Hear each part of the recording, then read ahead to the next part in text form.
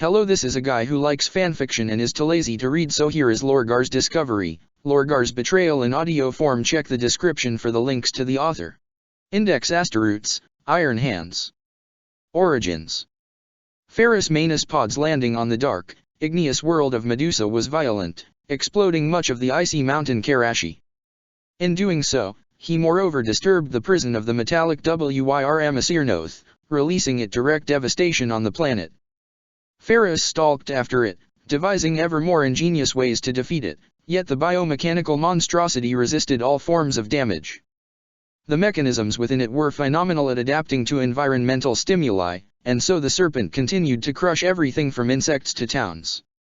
Ferrus had made a vow not to deviate from his hunt until Aseernoth was dead, however, and a Primarch's will is not to be underestimated. In the end he led the Wyrm into an elaborate technological trap within the FCI cavern complex.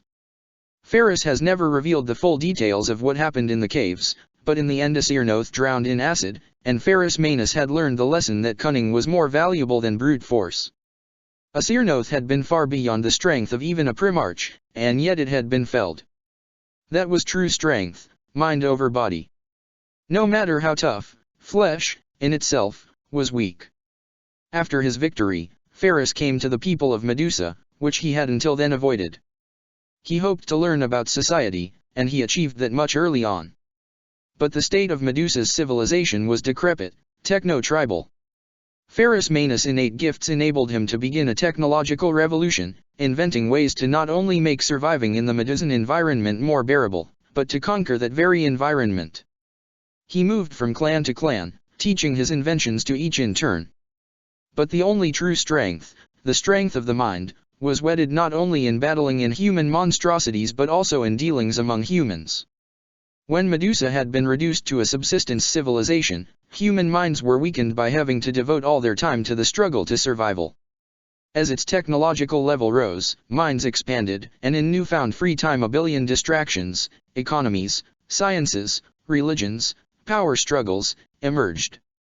In the end, the people of Medusa, like Ferrus Manus, knew that all of those were games, given to them by their initial spark of intelligence, yet intelligence was even more pronounced there, and these other arenas of competition could very well prove deadly. Ferrus played these games of thrones as well, but his innate ability was such that normal humans posed little challenge. Nevertheless, he brought together the clans, forming them into a planet-wide confederation with himself the real leader.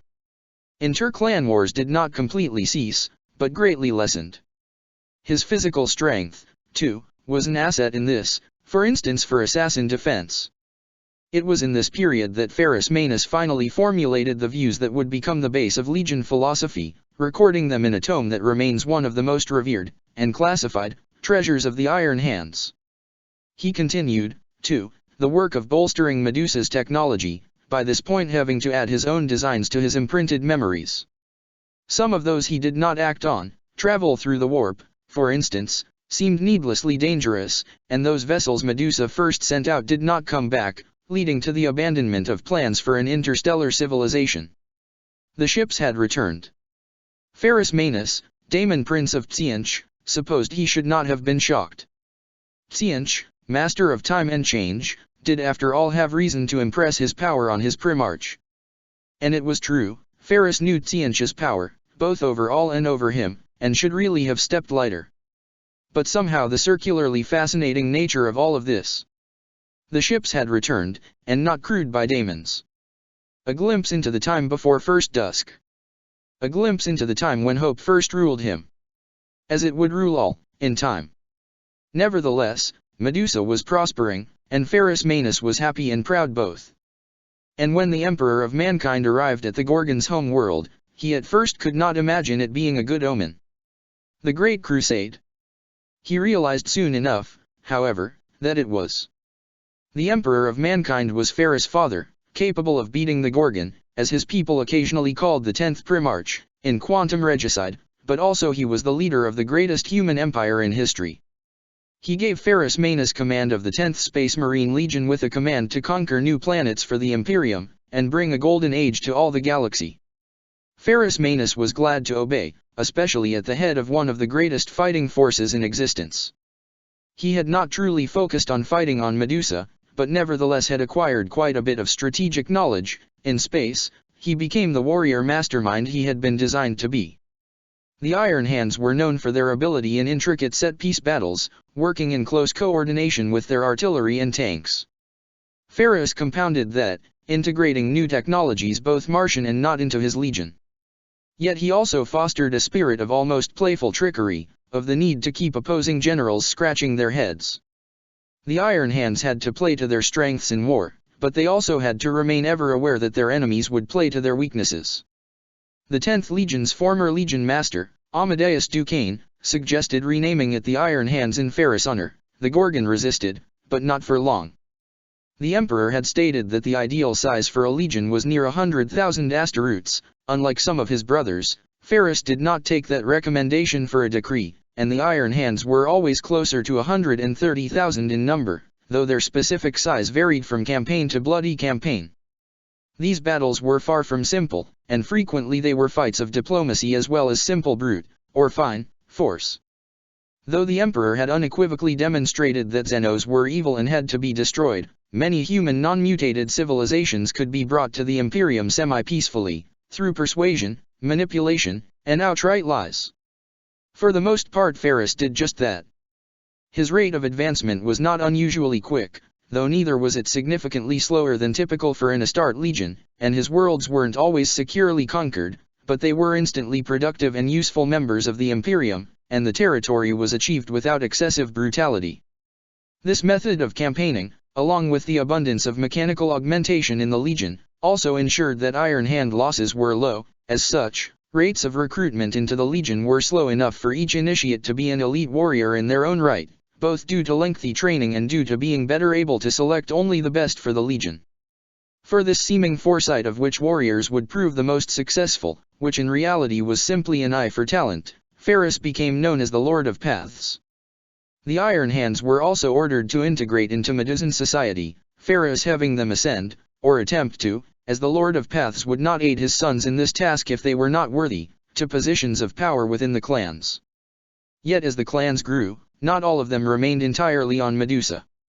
For in addition to conquering worlds for the Imperium of Man, Ferris Manus also linked many of them in a sort of sub-empire, analogous to Ultramar or to Alpharius's secret projects but more diffuse than the former and less hidden than the latter.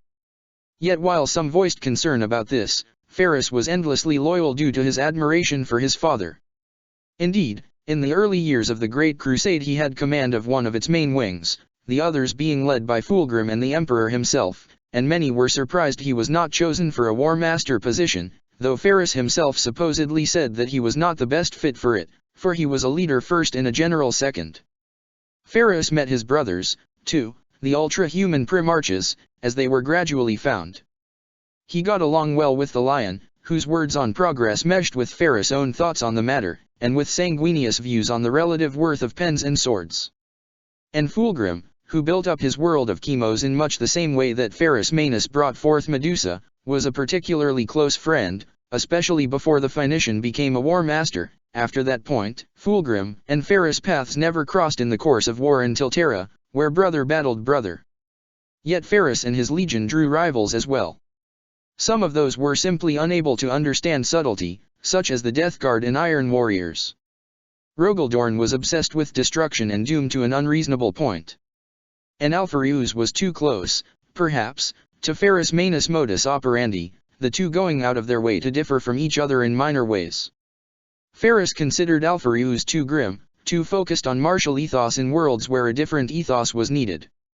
All of this is not, in any way, to say that the Iron Hands didn't fight. On Ur Bengal, a nice hive world, Ferris engineered a 7-way war between the primary empires, then after exhaustion conquered all of them in a single night. Against Xenos, too, Ferris carried out his father's edict, defeating the 20-sector Volsierge pact of various insectoid races in a war lasting a decade. Those planets, and others, the Iron Hands built up after conquest, giving some amount of influence and autonomy in exchange for loyalty to two distant masters. They were not used as secondary recruiting worlds only because the Legion's casualty rates did not demand it, and Ferris preferred not to risk losing control of a large legion. On Medusa itself, Ferrus Manus spearheaded a new industrial transformation. The smoke that once dominated the sky was removed, and Medusa became a glistening hive world of termite-like spires, bright and prosperous. Ferrus continued to make new machines, though he listened to the warnings not to use the warp in their creation. But Ferrus continued his social experiments as well, humans being to him just as interesting a physical system as anything else to build in. Eventually, he directed a project that had the side effect of tithes from some of the Iron Hand's conquered worlds being sent to Medusa rather than Terra. Once he found out, Ferrus decided to not change anything, in order to see how long it would take the Imperium to notice and to test whether the new administratum was truly for its function. The answer was 5.5 years, and as such, a firm no. The Emperor was not amused. What you did was not an experiment, Ferrus. It was rebellion. And I can pardon rebellion once, but not twice. You know which of your brothers I am speaking of now, no. Emperor of mankind. By this time the Great Crusade was in the War Master's hands, but nevertheless he personally came to Medusa, cloaked in fire, and psychically humiliated the Gorgon before his legion, demanding total obedience. Then he departed for Terra once more, leaving Ferrus furious and, for only the second time in his life, full of serious resolve before an impossible challenge, because his admiration for the Emperor had been seasoned with rage. Like a Cyrnoth, the Emperor was an enemy Ferrus had no chance against, but as against a Cyrnoth, Ferrus could not restrain himself from trying. At first he planned some non-violent form of vengeance, one that would end with the harmony of the Great Crusade restored. But when Lorgar offered him triumph and treachery, he jumped at the chance. The Great Betrayal. After the Emperor's humiliation of Ferrus, the Discoverer legions gathered in the Istvan system. The crew did not quite meet the Gorgon's expectations, but Rogaldorn, at least, was reasonable in his discussions with Ferrus Manus. He discussed, together with Lorgar, the 4 chaos gods that asked for worship, and Ferrus ultimately threw in his lot with Tseanch, master of ambition, deception, and sorcery. The pact between the Iron Hands and Tseanch was negotiated as an alliance not between equals, but between beings that needed each other, rather than the slavery some of the other Chaos legions entered into with their gods. Unfortunately, Perturabo was not so rational, instead quickly spiraling into madness even aside from the blood god's influence. So even as the Loyalists were sent down onto the planetary surface, Asteroutes of the 4th and 10th legions screamed with rage at each other, until at last Perturabo fired, and Ferrus was forced to fire back. Meanwhile, Lorgar had told his brothers to send disloyal elements of their legions onto Istvan III's surface and proceed to bomb them. Ferrus Manus sent those he had calculated as most likely to disobey him down, but such things can never be determined with certainty. And the Loyalists, Ferrus did not hesitate to call them what they were, loyal to the Imperium, which was no virtue, received additional help from Luthor of the Dark Angels. As a result, Istvan, which was supposed to be a massacre, turned into a war. Ferrus' main enemy in this war was Perturabo, who had been the first to fire and to break the delicate alliance of the Discoverers, in addition to being overall more likely to hurt Lorgar's cause than help it. The 10th and 4th Legions ships exchanged both missiles and words, and Ferrus succeeded, in the end, in luring Perturabo into a trap on the strike cruiser Veritas Ferrum. But Kern's favor allowed Perturabo to punch through binds that should have held him, and face Ferrus Manus in a direct duel. The two iron Primarchs were, despite what one might think, close to evenly matched. Ferrus' technique and agility outbalanced Perturabo's strength and armor. It ended with Ferrus holding Fireblade to Perturabo's throat, but, nevertheless, unable to kill the Lord of Iron, because Lorgar would never forgive him. Ferrus Manus was forced, unable to hold his brother captive, to simply let Perturabo go. His mood was further soured by the fact that Ulrich Brandthan, who his simulations claimed was a 98% favorite to support the rebellion, had organized a series of highly successful counterattacks. Brandthan was caught on the surface when Argiltal bombed it, but his second-in-command Cadmus Tyro was an able successor. As Iron Hand ships exploded, stirred on by Tyro encouraging discontent at every corner and the Iron Warriors utilizing the rebels in their aims, Captain Duron Atticus finally got through to the word-bearers. He successfully convinced Corphaeron to negotiate a ceasefire beneficial to the Iron Hands, for which he was promoted to Lord Commander. The Loyalists fled soon after, as the Discoverers became a unified front once more, and the White Scars and World Eaters similarly reached peace. So the battle was won, but the price had been high for something that was not supposed to be a battle at all. Of 130,000 Iron Hands, nearly 4,000 had chosen loyalty over truth, and twice that amount had fallen in Ferris' name. The path to Terra was open, and it was decided to strike immediately, so as not to allow the Imperium time to gather their greater strength. The 8 Legion fleets, combined with their auxiliaries, were far too large to maintain coherency in the warp even with the direct aid of the Chaos Gods, so the first and second fleets were formed.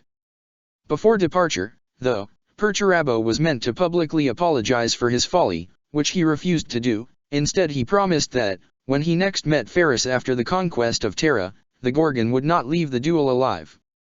Ferris had not truly expected Perturabo to apologize, but the threat was beyond even his low expectations.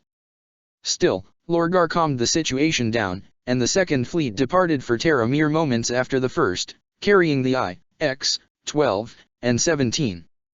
The journey, however, was difficult. Part of it was that Lorgar and the Lion had far too much interest in conquering worlds instead of dashing to Terra as they should have. Part of it was that the Chaos Gods failed to calm the warp as much as they had promised. Part of it was Alpha Legion infiltrators, though the powers of Chaos made them easier to sniff out. The vast majority of it was the Luna Wolves. Various elements of Horus Legion harassed the Second Fleet, successfully slowing them down.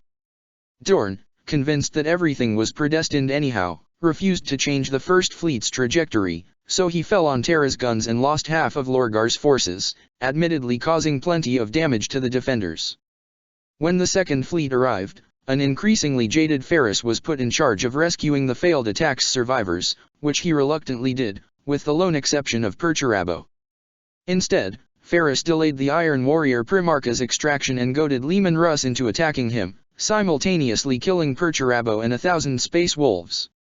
Some have claimed that Kern withdrew his favor from the rebellion for this, but while it is true that daemons even partially aligned with the blood god summoned in the last stages of the battle for Terra tended to turn against their summoners, this issue appeared well after Perturabo's death. The landings went successfully, for which Ferris Manus never quite got the credit he deserved, but at that point, no one cared, not even the Lord of Paths himself. The final battle of the Imperium had begun.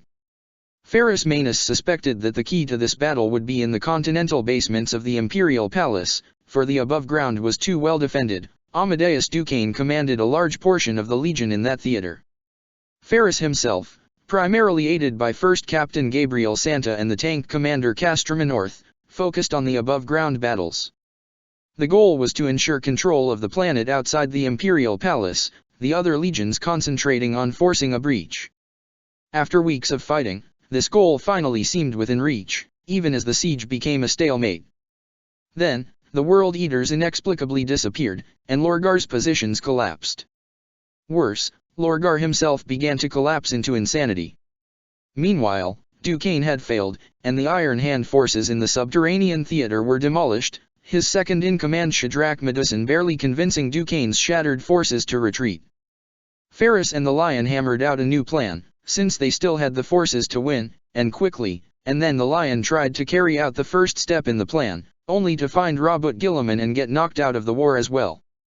My condolences, Lion. I have no doubt there was a chance of your killing him. But the situation is what it is.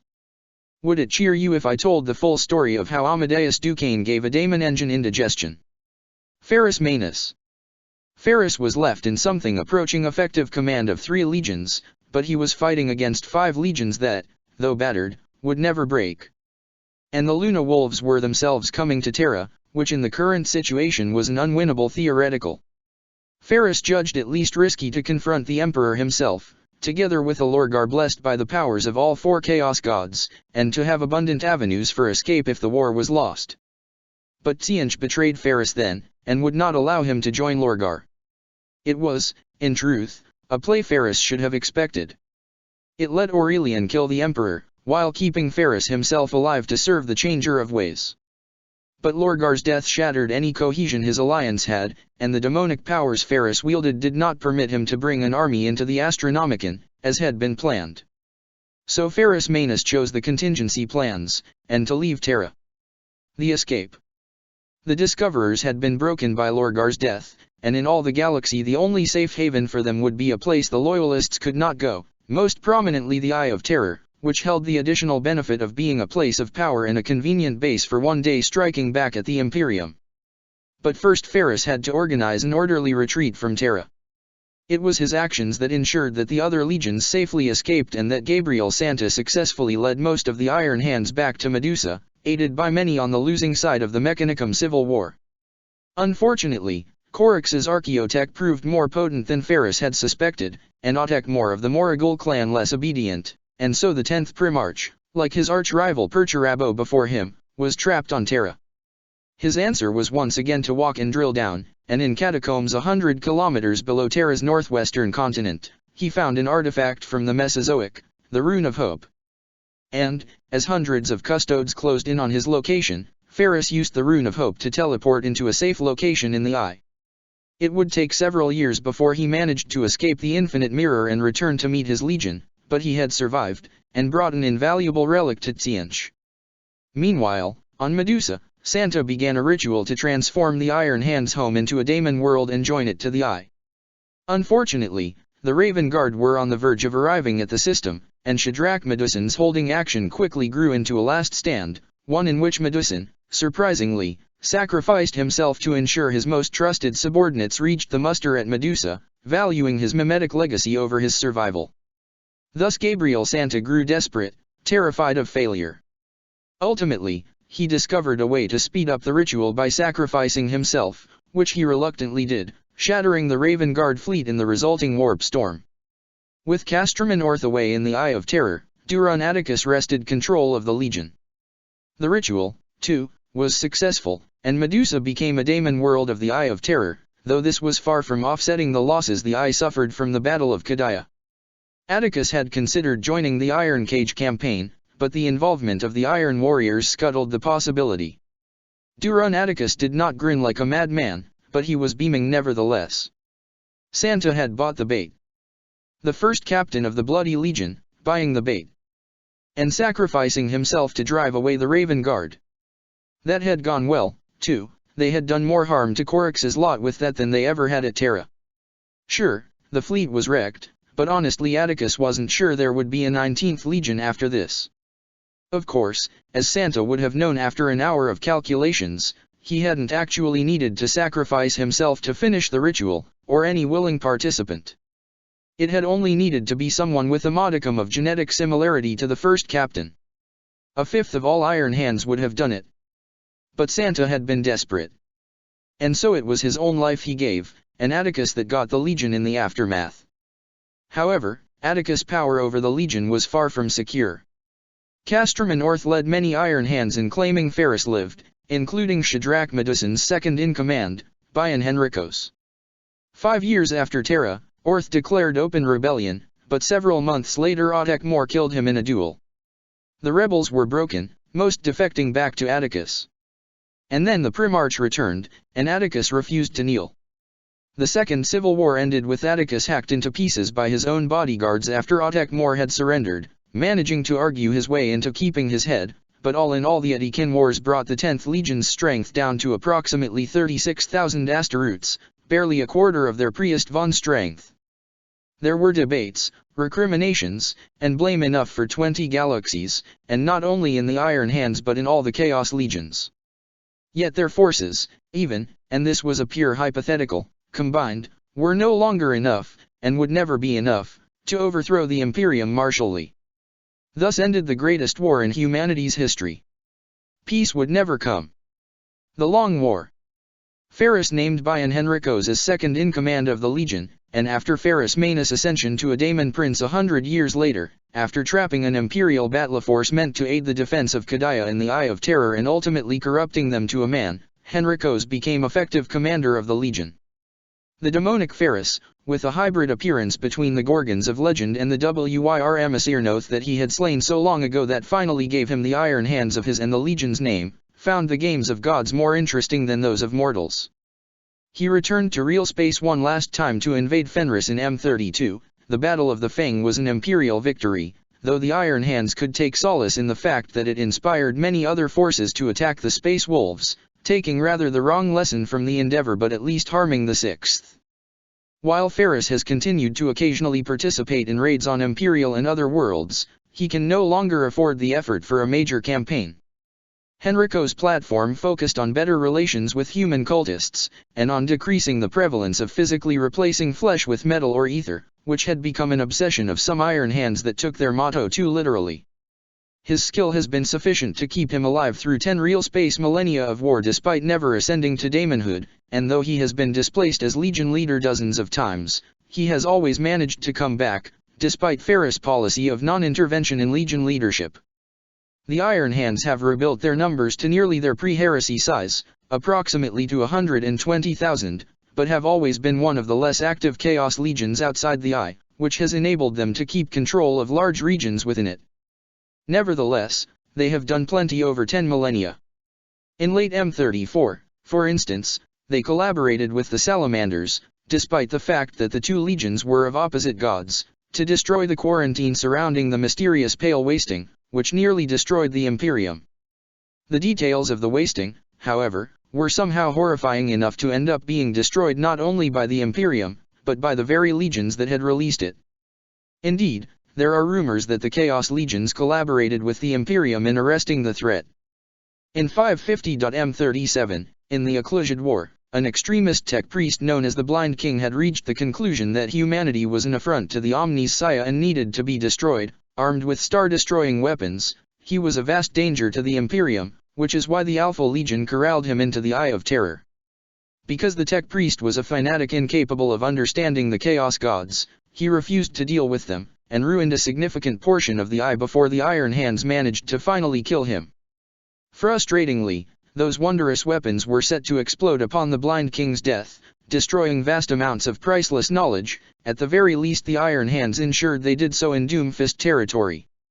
There have been other battles, and schisms aplenty, the Moiri and Godinian being most severe.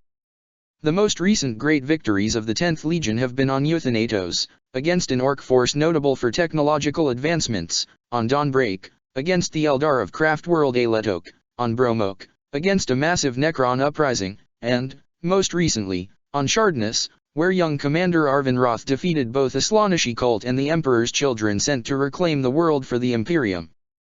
Other battles were less successful, notably, in the Scarvis ambush of late M40, the Emperor's children under Dreadnought Lucius the Eternal ambushed over 4,000 Iron Hands and killed 3/4 of them.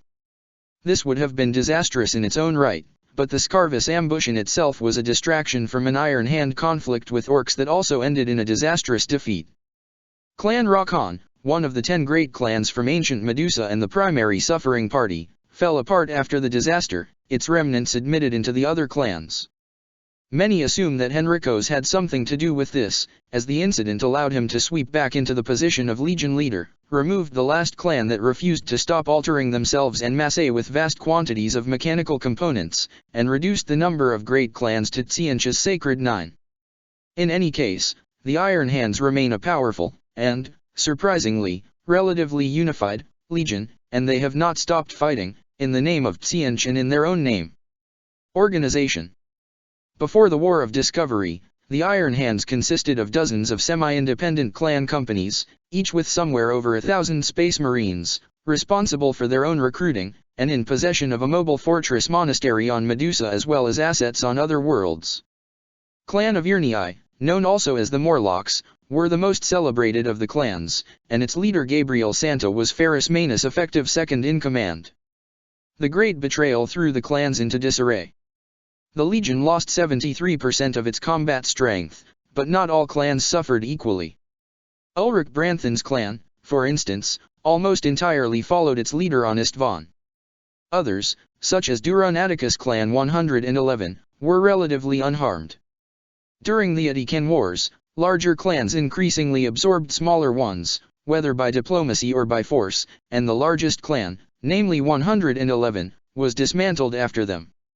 The end result was that 10 clans survived M31, of which all but Rakan are still around. Henricos' clan Sorgal has taken the position of the leading clan from the destroyed clan of Irnii. Additional clans have been created since, So that there are currently 19 clans in the Legion, ranging in size from several smaller clans at about 3,000 Asteroutes to Clan Sorgal at 15,000, followed by Otek Mor's Moragul, Carden Strinos Gersak, and Talavka's Renegade Clotho. Every Iron Hand other than Ferrus Manus himself is part of a clan.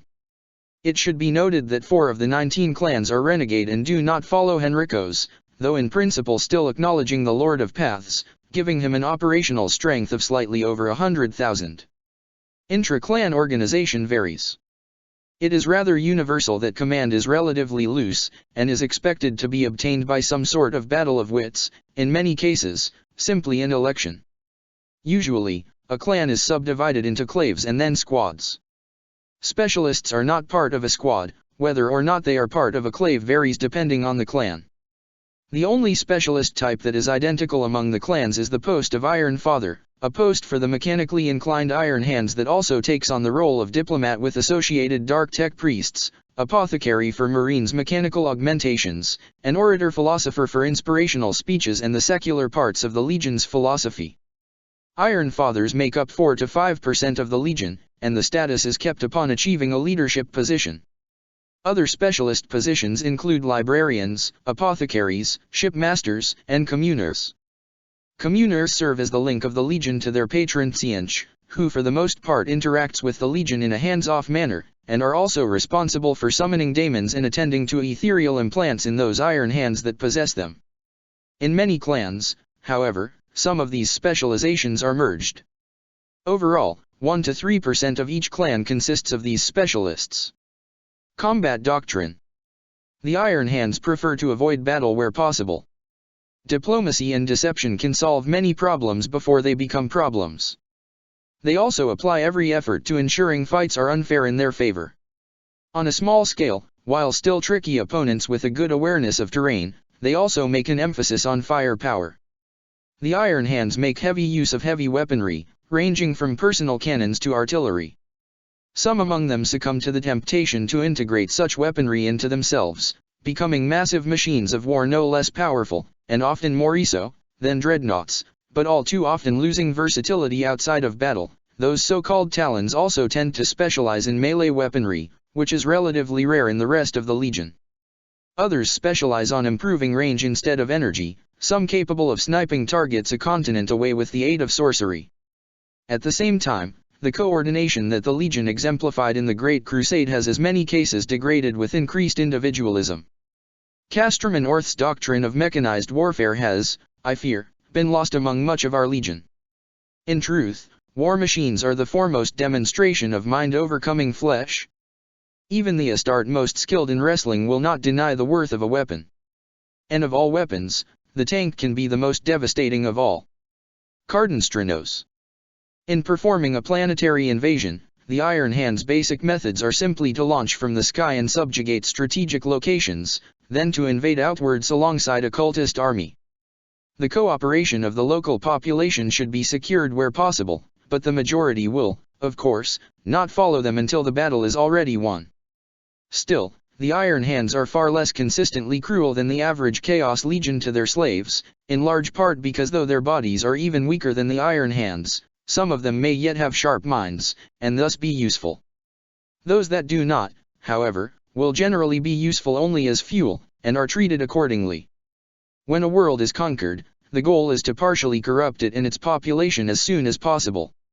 If the population consists of Xenos, the mode is mostly the same, though a larger portion of the population will be exterminated than for human planets. Xeno slaves can also have use. On defense, the 10th Legion emphasizes use of the terrain and doing the unexpected. There is a focus on use of heavy technology in large fortresses, but often enough such fortresses are in fact decoys for the Iron Hand's true plans.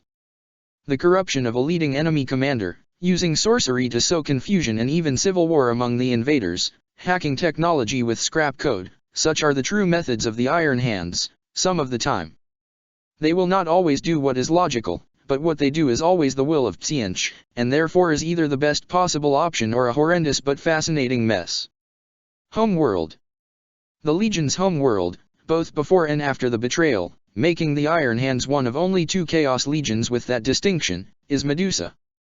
Originally, It was a world of eternal gloom, extremely active in terms of earthquakes and volcanoes, with rain, snow, hail, and ash falls all occurring with similar frequency. The Telstarax, a ruined space station ringing the entire planet, hung grimly overhead. The people of Medusa were hardy, but at the time of Ferrus Manus' arrival had regressed to a techno-nomadic state. Under Ferrus and the Imperium, they rose to build great cities once more, with the world being uplifted well beyond the average imperial world. After the Battle of Terra, Gabriel Santa's ritual transformed Medusa into a daemon world. The Iron Hands ensured the population would survive, although forever touched by chaos. Medusa today is even more geologically active than it was before chaos came, and its human denizens have taken to living in great airships, or else in the repaired Telstarax. The Iron Hands alone remain on the dangerous surface, not counting the demonic elementals that are a difficult challenge even for a space marine. Today that surface is a trial for all solitary aspects of Iron Hand training, and for those that require dealing only with other Iron Hands. There, aspirants become scouts, scouts become asteroutes, and asteroutes become champions. Beliefs. The Iron Hand's first maxim is that the flesh is weak, and is only of value as a container for the mind. In the early days of the Legion, some interpreted this as encouragement to replace their flesh with machinery or demonic ether, but Bion Henricos has made clear that all flesh is weak, no matter its composition, and taking away too much of one's flesh weakened one rather than strengthened them, a space marine's flesh being stronger than most, and was in any case an obsession with something Iron Hands should not obsess about. As to mental augmentations, while a common subject of experimentation in pre-discovery times, they have since dwindled down to almost nothing. For the powers of the Iron Hands patron are far superior to any real space technology in improving the mind. The 10th Legion's relationship with that patron, Tzeentch, is somewhat distant. They see Tzeentch as it is, one of 4 chaos gods and the only one they respect, but for the most part, they embody Tzeentch's values rather than obsessing over the god itself, and treat his daemons as convenient allies rather than holy messengers. Ferrus Manus, similarly, is respected but rarely worshipped. The Iron Hands focus on winning the game of life as it is, not contemplating possibilities and theologies. Some would say this is their main weakness, though most agree that the 10th Legion's greatest weakness is their tendency for undermining each other whenever convenient. Gene seed. Ferrus Manus' gene seed shows no consistent abnormalities, though as always with chaos corruption, some odd mutations pop up in various lines. A particularly common flaw is the itch, which is a constant urge to modify one's flesh. The itch can be fought, however, by mental discipline and source-rouse mental modification. Battle cry. The motto and philosophical foundation of the Iron Hands, "The flesh is weak," is also frequently used as a battle cry. The second most common option is simply, "For Medusa." 999.m41. Ferrus Manus gazed at the glowing runes, and for the first time his hands did not ache with the vision. The Gate of Cain protected Commerac, yet it also provided an opening, if one that was far from easy to use. Ferrus Manus could not pass through its protection, but the flow of life within the Dark City was visible to him, like the flow of blood and lymph within a body. Far too distant, metaphysically speaking, to toy with, but close enough to track patterns in. Whirls and currents, difficult to decipher even for him. But not impossible. And now Commerac's social movements told of upheaval. The solar cults were quarreling among themselves, and a prominent homunculus was planning an alliance with the incubi to bring down the cult's power entirely. At first glance it seemed to presage a regular civil war, yet Ferrus Manus was a daemon prince of Tzeentch, and his link to fate meant that he knew what it could lead to. What it would lead to, in all probability. He suspected he was the only one in the galaxy to know it, but the Dark City, which had survived against impossible odds dozens of times, was on the verge of destruction. Whether he would act to prevent that doom or to encourage it, he did not yet know. But whatever he chose to do with the fascinating knot that was Commerac, for once he could not do it alone. Reptilian lips curled into a thoughtful smile, and the Lord of Paths wondered just how badly Henricos would take his decision to lead the Legion for the first time in 9 millennia. Check the description for the links to the author.